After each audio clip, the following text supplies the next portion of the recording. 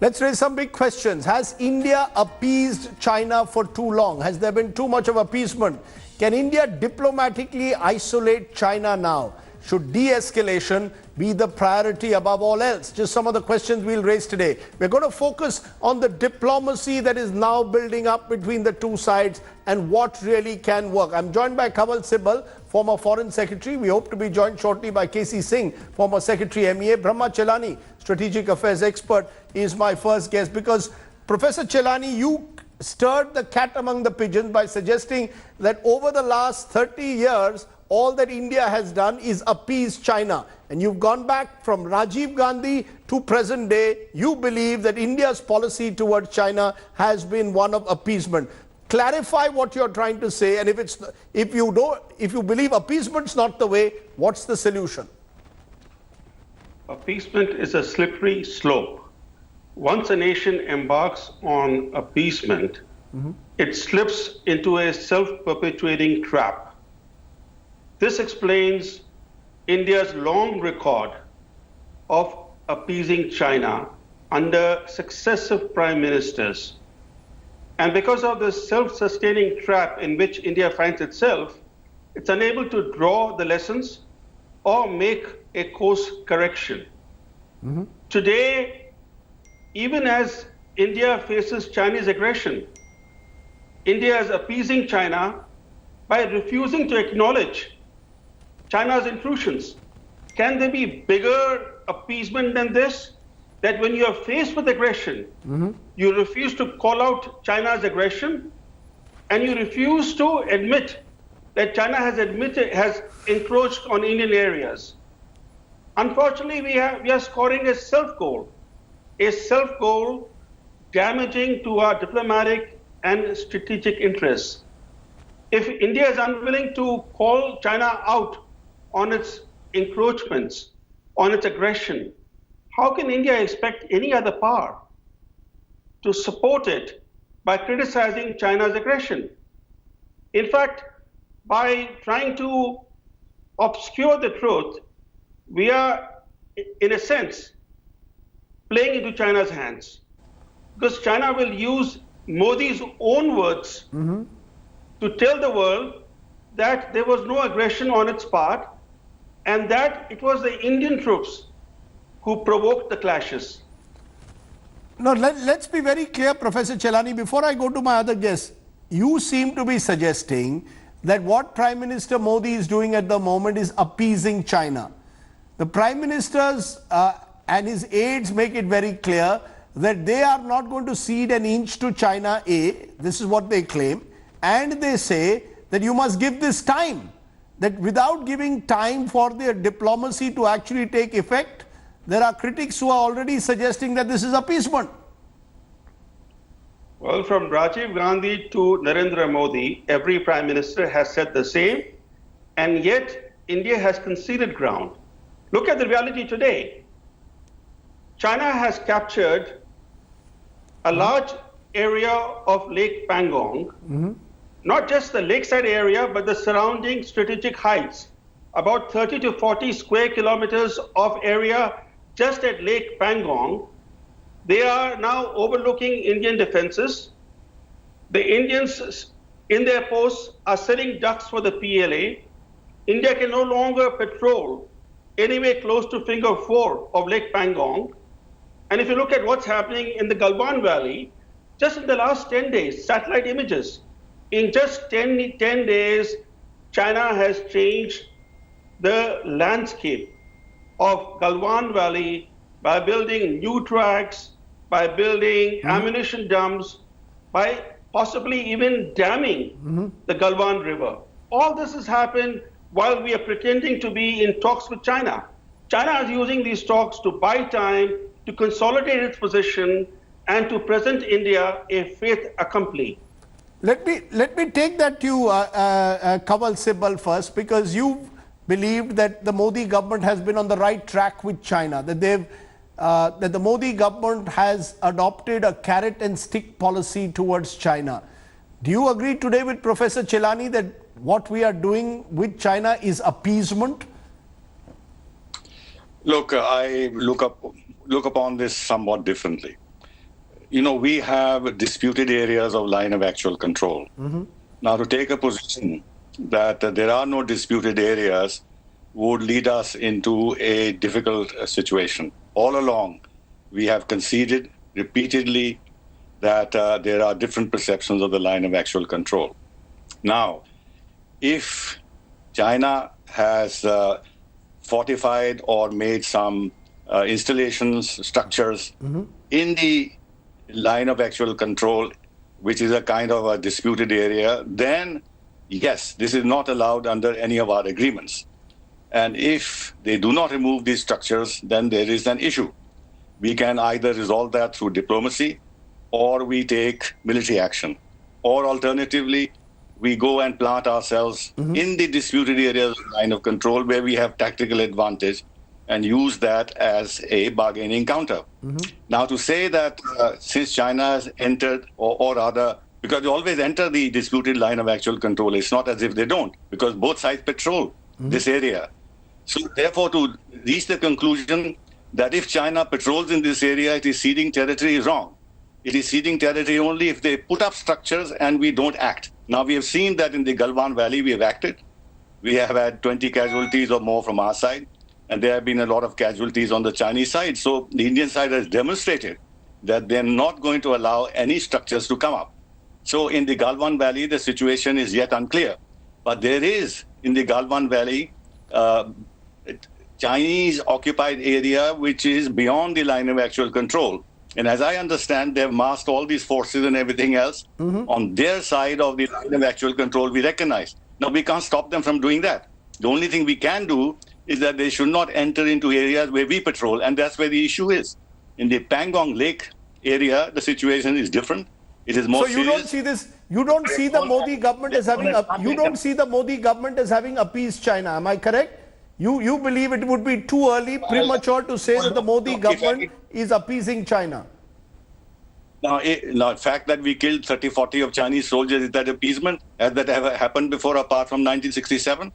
It hasn't happened. So how is this appeasement? Now, is talking to China, is having diplomatic military negotiations with China, having diplomatic representation in China, having trade with China, if this is all appeasement, then the argument should be we should have no relations with China. So any degree of relations with China is not appeasement. Right. The question now is whether we are going to stand firm.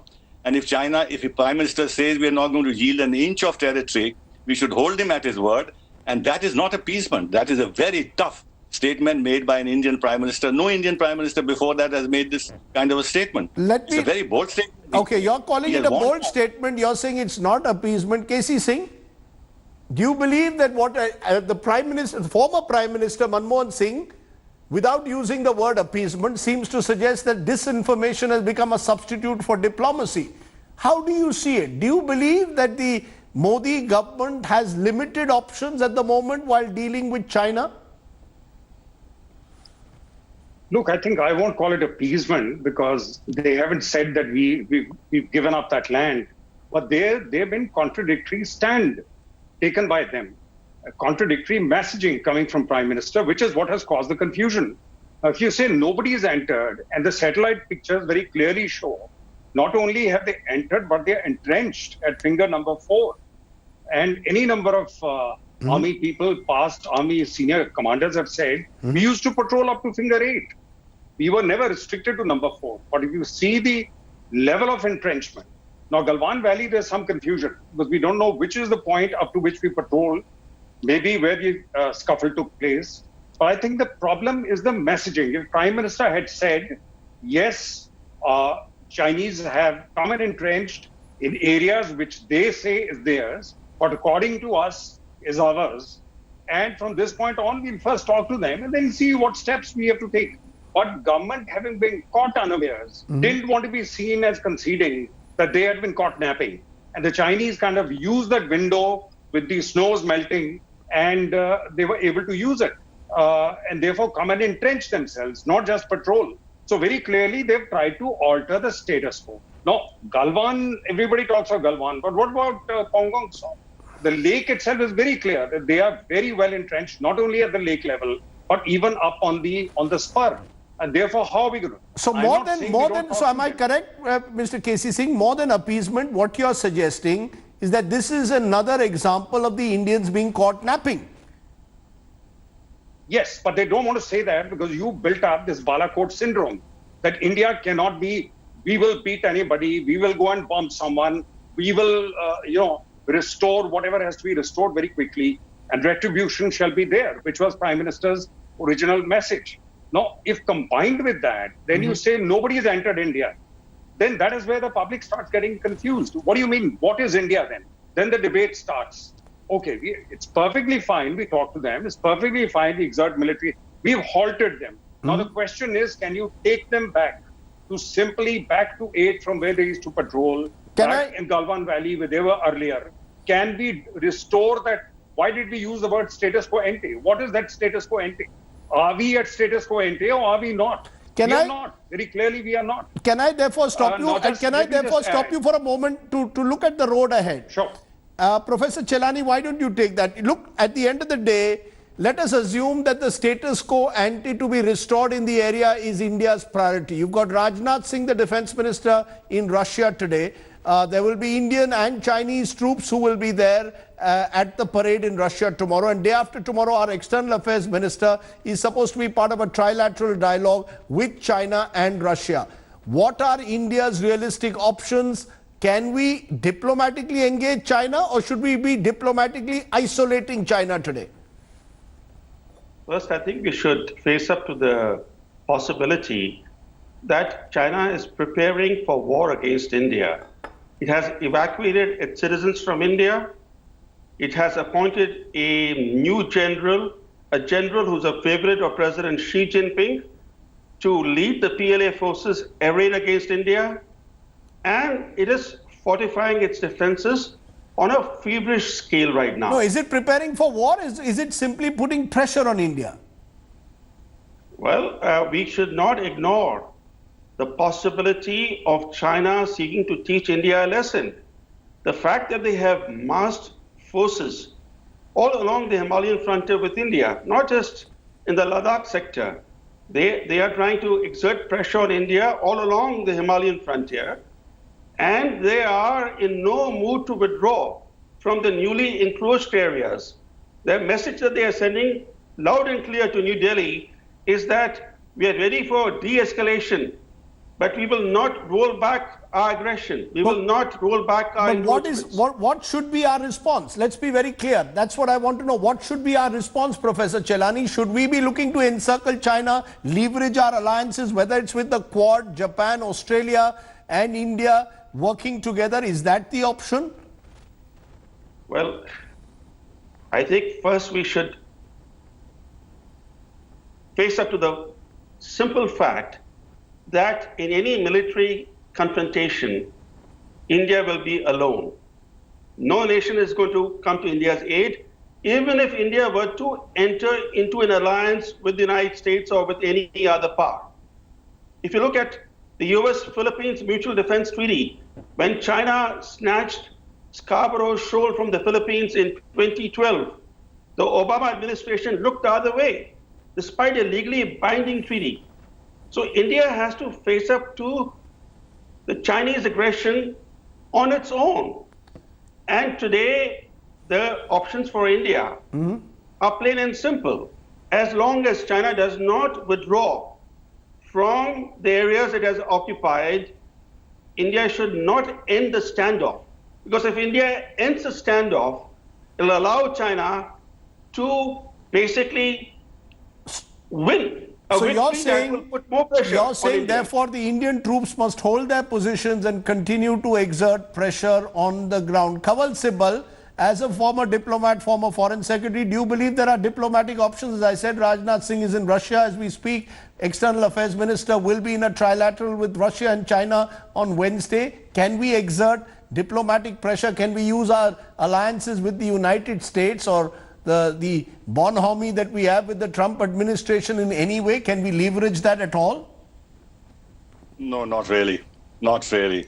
Russia is far too much now aligned with China strategically, not to take a partisan position. They will play the role of a balancing role that they're friends both with India and China, and they will leave it to the two countries to solve their problems through diplomatic negotiations. They won't take sides. The Americans won't take sides either, except verbally here a little bit. Maybe behind the scenes they'll give us some intelligence information, but they have their own issues with China. What would you? So how do you think India should proceed? How do you think India should proceed, given the limited options you seem to suggest we have? No, look. First of all, I am not at all that demoralized with regard to the military situation on the border as some of the people are. After all, how many troops can China put in Ladakh and elsewhere? Even in 1962, it was not a war. It was a localized border conflict. They can put one brigade, they can put one division all across, because the terrain is such that you can't put in too many forces. We are 14,000, 15,000 feet. Acclimatization, rotation of troops, moving heavy equipment is a superhuman task. So there can be some marginal gains here and there, but there can be no defeat of the Indian army. Let's be very certain about that. And before I answer your question, in Pangsang So Lake, the point is up to Finger 4, we say it is our line of control, and we patrol up to Finger 8. And they have been patrolling up to Finger 4, and they think that the rest of the area is under their control. So there is a dispute with regard to the line of actual control there. What they have done is, which they hadn't done before, is to put up structures there. Sir, I take your point. I want to know what should be our option. Stand up to them militarily, block them, force a stalemate, and then move on to political options. We must do that. Tibet, Dalai Lama, Taiwan, Hong Kong, Xinjiang, the WHO thing. Why the hell don't we do that? We should start taking steps in this direction. Hit at China's core interests. Refuse to acknowledge the one China policy, open up doors with the Dalai Lama, start questioning. In fact, I have suggested that we should tell the Chinese in some kind of a statement that it's time that the Tibet issue was resolved between the people of Tibet and the Chinese government, and for this they should open up negotiations with the Dalai Lama. And then invite the Taiwanese foreign minister to India. Hit at their core interests. That's the answer. So you're saying hit at their core interests. Others would say, KC Singh, this is a time to de-escalate. On the other hand, we're hearing voices, for example, also suggesting keep Chinese companies out of the 5G auction, find a way to sort of, already the government of India is asking Indian corporate bodies, how can you control the flow of Chinese goods into India? Do you believe that is a solution? Do you believe, as I said earlier, using the Quad, relationships with Japan, Australia, the United States is creating new strategic alliances an option? Or is the problem at the moment localized to Ladakh, focus on that, other issues can come up later? Look, alliances we've been making since the Quad was founded and created in 2007 and dormant for 10 years, and we revived it. Now, those are long-term things. They will go on. I think I agree with Mr. Sibal to the extent that, yes, militarily, I don't think we are that badly off. Air Force is, even with theirs, or probably even better, because we are flying from lower levels and they're flying from a higher altitude, and therefore they can carry much less fuel and fewer weapons. Therefore, we have stopped them. There is no question that I don't think it's going to be easy for them to come further, because we managed to ramp up our presence. Now, what do? I think we have to play for time. Build up your force structure at the border. See if there are any vulnerable points where you can take some counter move, where you grab some area. I'm sure the Indian Army must be having some contingency planning. It can't be that 4,000 kilometer plus border. Everywhere China is in a superior position. There must be some places where we are advantageously placed. Wait after you have talked to them. But see, now today something has happened which we are not expecting. The Chinese have suddenly gone after the Japanese, because the Japanese have made a move on the Senkaku Islands, integrating them more formally into their structure. Now, this is a bit like what Nepal has done with the map. So the Chinese are now threatening them. Now, either Japanese have done it purposely or they've done it inadvertently, but they are causing a distraction for the Chinese. Now, Chinese cannot let that go, because that's their major thing, the East China Sea. Those are islands which the Japanese were handed back in 1971 by the Americans, which Americans got after the 51 agreement in San Francisco. Other areas of China were returned, but some of the islands were retained by the Americans and then handed to the Japanese. Now, straight away, the thinkers in Beijing are now thinking at a two-front war. what do they press? Between India and Japan, I think the Japanese get under their skin more. More things will happen. We don't know enough which is happening within China into their economy. There's another breakout of the virus, COVID virus in Beijing. It can break out somewhere else. So I think we play for time. We stay firm. We've been caught napping, but now we should make up for lost time. And this is where I think, well, Russia, it needs to be seen. Why are we throwing good money at them, buying planes and so on and so forth? There must be some reason. Why is the foreign minister accepting the RIC meeting? Have the Russians given us some assurance? Otherwise, why would you even hold that meeting? You'll say, we don't want to have that meeting. We'll only leave it first to the military to resolve it. So that once your status quo ante is restored, diplomatically we said all we had to say to you. So what you're saying, no new argument to make. So what you're saying, we are in for the long haul. What you're saying is we are in for the long haul. Yeah, and many things may change, Rajdeep. Many things may change to our advantage as we go forward. Okay, that's going to be a long haul approach perhaps over the next few months. We've seen it happen in the past. It happened in 2013, certainly to some extent, in the Depsang dispute as well, where it took a couple of months for us before we were able to actually push back the Chinese. Kanwal Sibal, KC Singh, Professor Challeney, appreciate your joining us to give us a perspective. Hello everyone, this is Rahul Kanwal here. Hope you enjoyed this video. For the latest news and analysis, like and subscribe the India Today YouTube channel and don't forget to press the bell icon to stay updated.